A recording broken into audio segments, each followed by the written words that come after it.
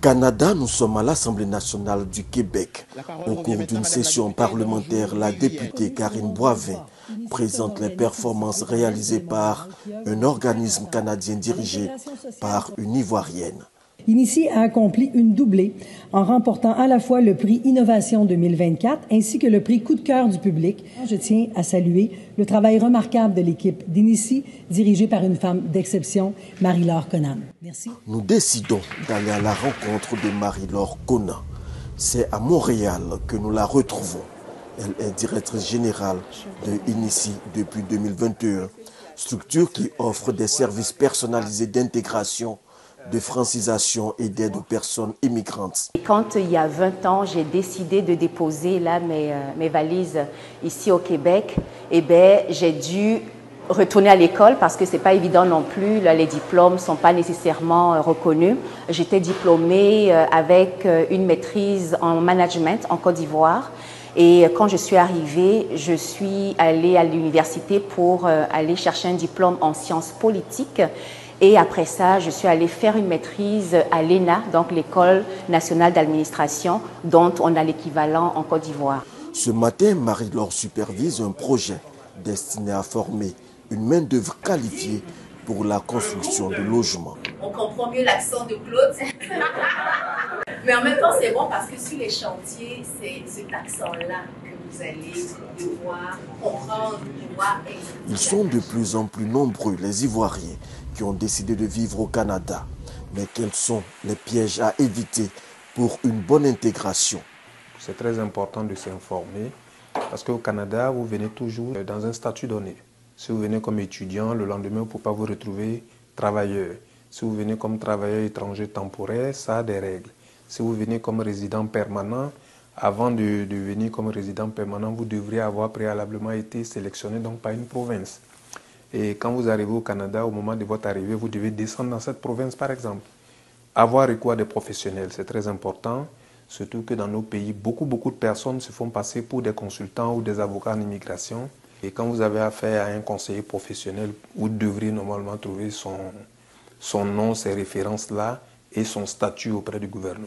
Le plus important n'est donc pas d'immigrer au Canada, mais plutôt d'y accéder selon les règles canadiennes en vigueur, comme Ibrahim Diabaté, directeur général d'une entreprise de transformation de fèves de cacao. On va de la fève aux tablettes de chocolat, aux produits chocolat. Donc ici, on est plus naturel. Et justement, c'est pourquoi la population canadienne, ils ont adhéré du suite à notre projet. C'est plus chocolaté, tu vois, là. Le drainage est bon.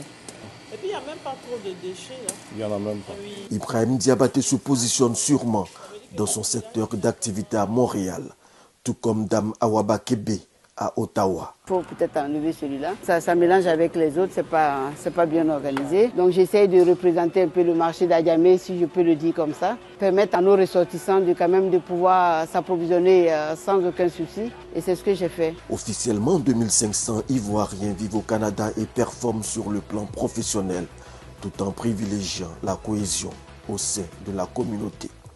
À travers des campagnes de sensibilisation pour comprendre que nous sommes tous des frères et sœurs ivoiriens venant du même pays et qu'à l'extérieur, à l'étranger, nous devons présenter une autre image de la Côte d'Ivoire. L'ambassadeur de Côte d'Ivoire au Canada, Ouattara Bafétigui, est à la tâche pour encadrer le flux de plus en plus important d'Ivoiriens qui migrent dans ce pays. Nous faisons en sorte que nous puissions, n'est-ce pas, avoir avec les autorités canadiennes des accords qui permettraient, n'est-ce pas, de réguler cette migration régulière des Ivoiriens vers le Canada. Je vais prendre par exemple le domaine de l'enseignement supérieur. Nous avons déjà commencé à signer des accords entre les universités canadiennes et les universités ivoiriennes pour qu'il y ait ce mouvement croisé d'étudiants et de professeurs entre les deux pays. De sorte qu'à la fin du processus, nous puissions avoir une équivalence parfaite entre les diplômes délivrés par Abidjan, qui serait reconnu au Canada, et les diplômes délivrés au Canada, qui seraient reconnus à Abidjan. Cela faciliterait l'intégration de nos frères qui viennent ici et également leur retour au pays. Rentrer au pays pour investir ou mettre son expertise à la disposition de la Côte d'Ivoire, c'est aussi le rêve de plusieurs Ivoiriens vivant ici au Canada. À quelques encablures des chutes du Niagara, nous avons rencontré Kamara Toba Olivier, Ivoirien vivant au Canada depuis 2008. À chaque fois qu'on part en Côte d'Ivoire, on voit l'évolution du pays, on se dit qu'il y a une place à prendre. Pourquoi ne pas se mettre ensemble, mettre nos moyens financiers, nos efforts intellectuels ensemble pour monter des projets? Le Canada ouvre les bras de l'immigration régulière de travailleurs qualifiés.